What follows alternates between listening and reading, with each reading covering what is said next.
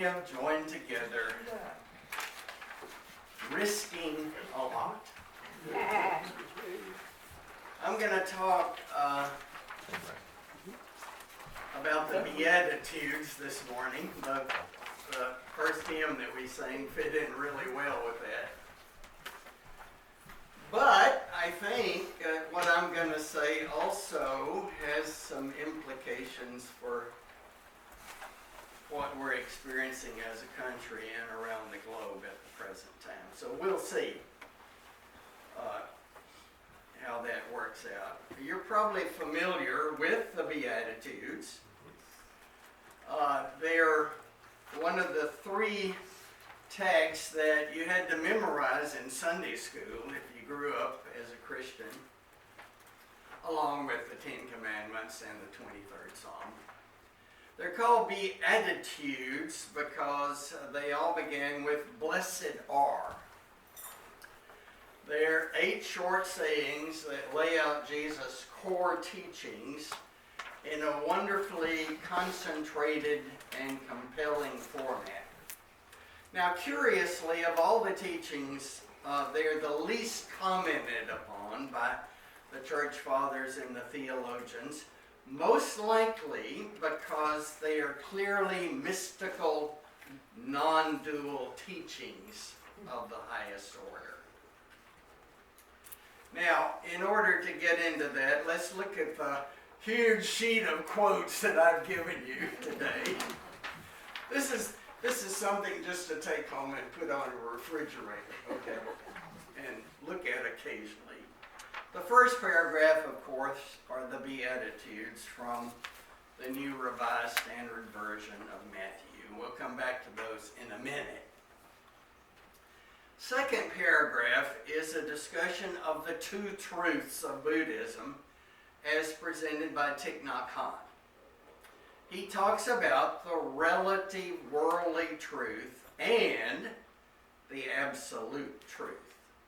He says that we're both a wave in the historical dimension of life, and yet we're also water in the essential absolute dimension of life. We need the relative wave. That's our identity, our everyday world, our everyday reality as we're living out our lives, but we also need from time to time to touch the ground of our being, our essential waterness. My word, waterness. And then Byron Katie tells us that she calls God reality, or she calls reality God, because it's so clear, so solid, so completely dependable, and you and I do not get a vote in how reality comes to us. Think about the coronavirus. But if we argue with it, we experience anxiety, frustration, and stress.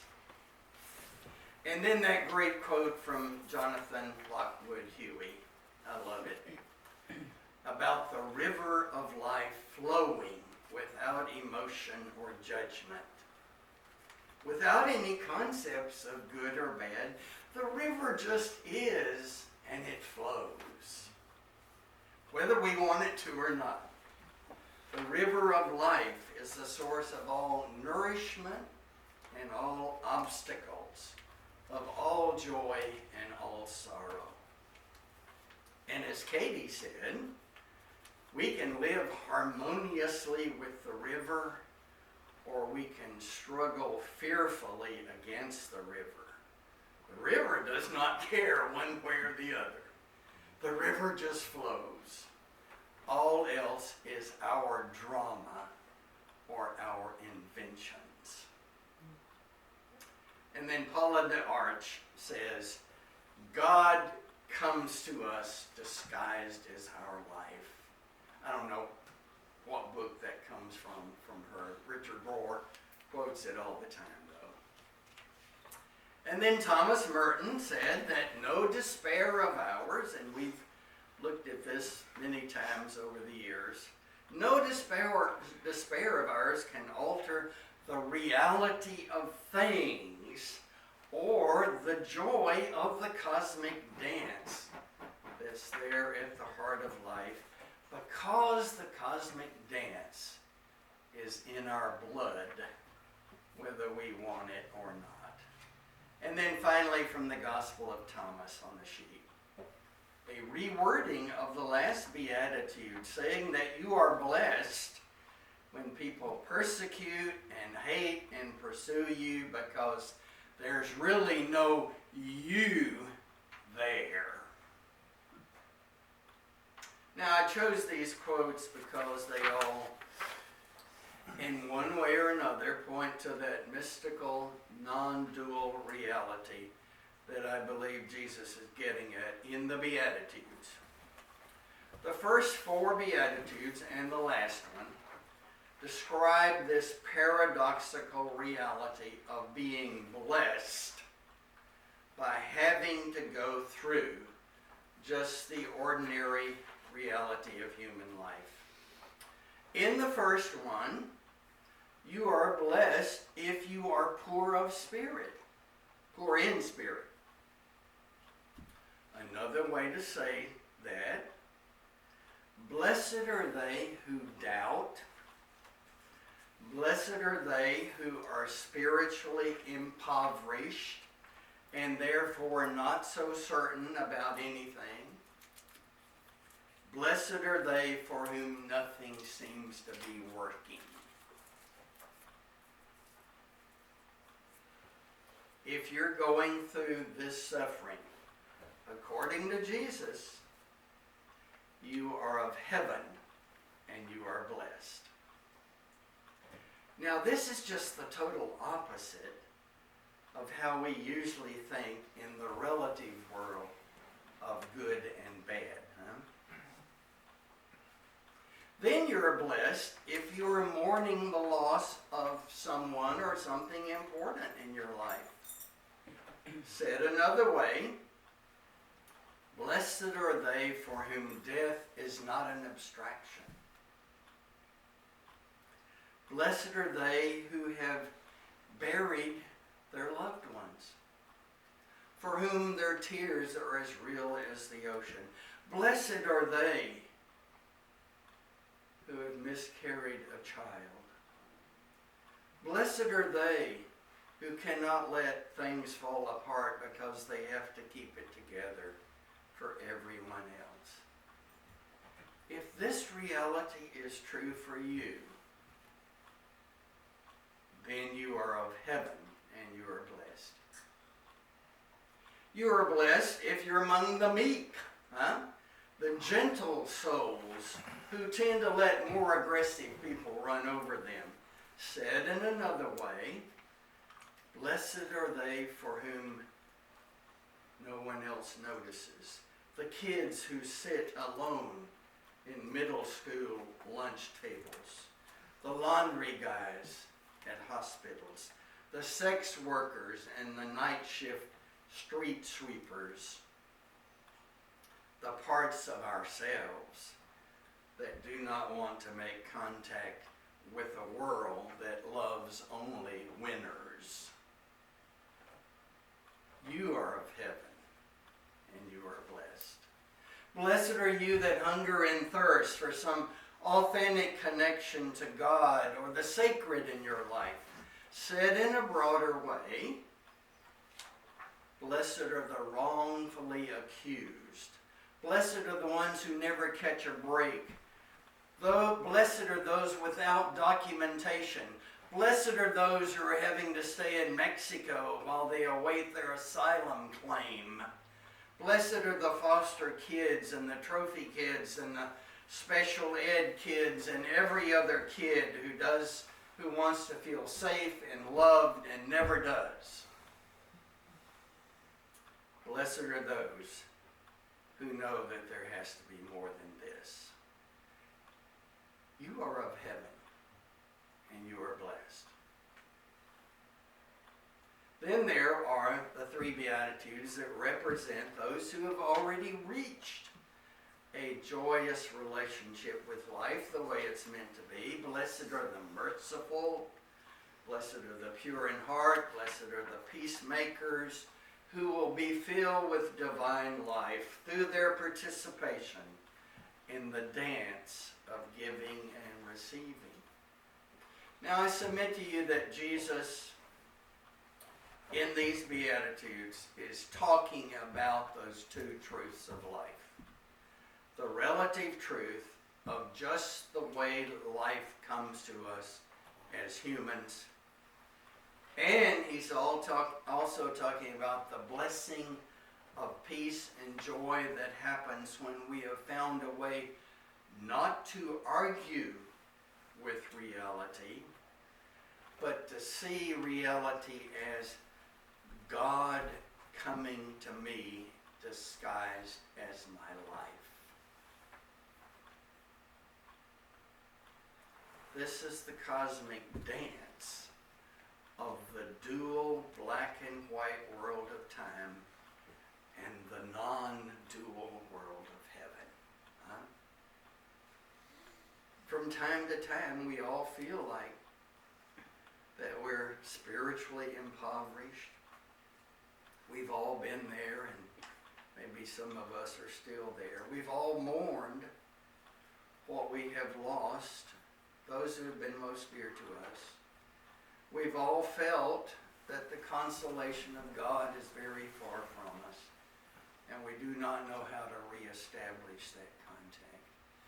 This is our reality, and it can be called G-O-D, because it rules, and we don't get a vote in what it does, and it does not wait for our opinion or our permission to carry us down the river of life. Life, just the way it is, flows with no judgments, no meaning, no good, no bad, no better, no worse, no fear, no anger, no joy. Everything else is our egoic drama.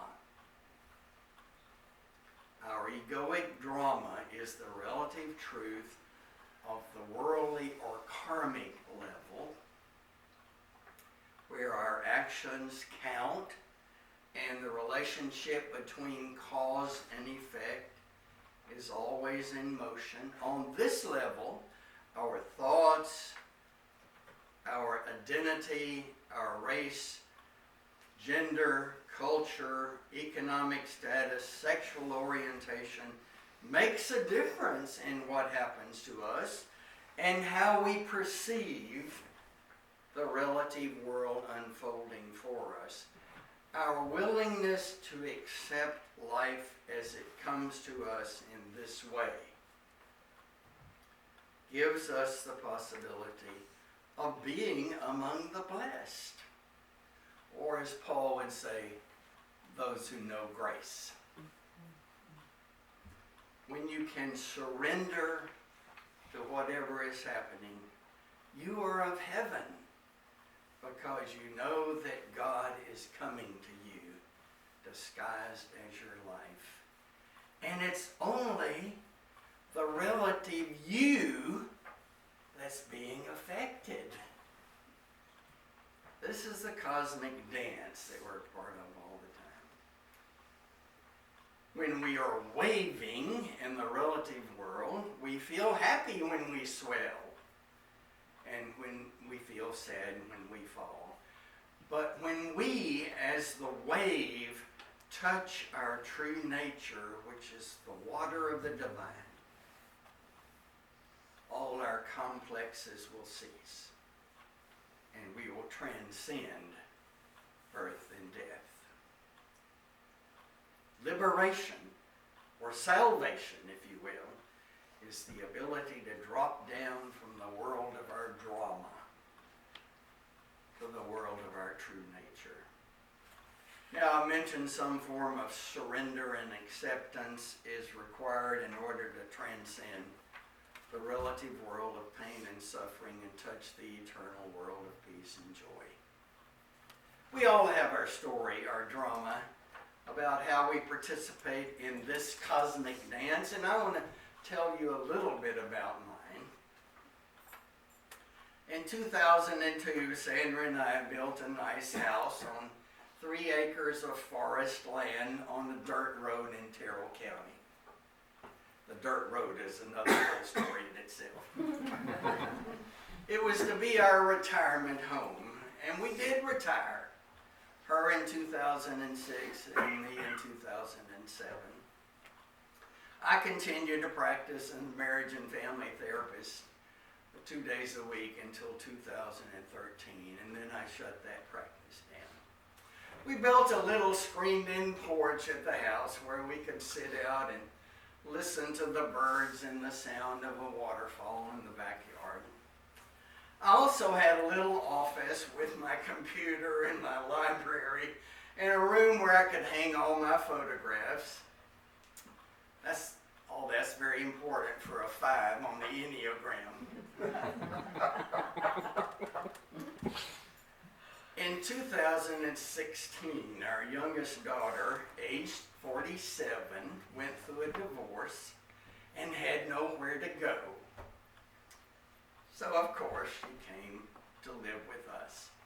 She is a smoker, and so the porch became her living room. So, basically, our use of the porch was gone. It was a significant adjustment for us emotionally and financially to have a third person in the house. But wait! The beginning of last year, her 15-year-old son, who had become too much for his father to deal with, was brought and deposited on our doorsteps. We needed another bedroom, so my office and library and photo room were turned into his bedroom. So here we are now. I'm 79 years old and Sandra's 76, and we're relaunching a 50-year-old daughter into the world again and raising a teenage boy, which I had no experience with whatsoever. I said many times, I'm too old for this shit. this situation. Of course, this has nothing to do compared with what some people are going through. But it has taken me more than a year to find ways to move from a place of anger, anxiety, frustration, depression, to a place of acceptance, surrender, peace, and joy. And that task is not over yet. I find I need to keep going through the surrender again and again. So, in a way, this talk is more for me than it is for you. I have to keep reminding myself, God is coming to me disguised as my life. Barbara Brown Taylor, near the end of her book, Holy Envy, said, I hope God is going to keep coming to me in authentic human beings who shake my foundations, freeing me to go deeper into the mystery of why we're all here. The river of life is just flowing with no judgment of good or bad. And all the rest is our egoic drama. My waving on the ocean of God is going on every day, but from time to time, I reach out and become aware of the essential nature of my sacred being. It is the reality of living out of my you in daily drama, but occasionally through meditation, getting in the flow, being in the awe of nature, my you dissolves and is no longer there. Yes, Thomas, I'm dancing the dance of the Lord in emptiness. And I'm blessed to discover that no despair of mine can alter the reality of things nor take away the joy of the cosmic dance. I'm a full participant in the reality world of my daily drama and in the absolute love of God being manifest in every breath and every heartbeat. And so are you. These are enchanted, compassionate forces operating in the universe if you can allow yourself to open to them. And it may take a while. We're all sailing on the sea of unknowing, a friend of mine said to me last week. And all we can do is set down our little boat and sail on. So the message of the Beatitude is that every experience you go through, good, bad, and different, can offer a teaching that enriches the sacred practice of letting go. Keep surrendering through the pleasure and the pain. Keep releasing all that constrains you and immerse your body and soul in these cosmic rhythms. Life is permeable and ever-changing, moment to moment. You cannot do it all right. You cannot do it all wrong. Relax. Imperfection is part of the beauty you're after. But there is one imperative. Live each moment with the most open, generous heart that you can have, with the most magic and faith that you can summons.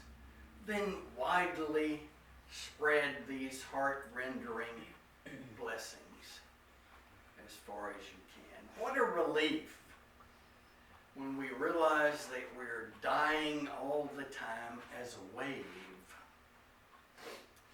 and being reborn again and again into our sacred lives, into the heavens and hells that constitute this exquisite human experience.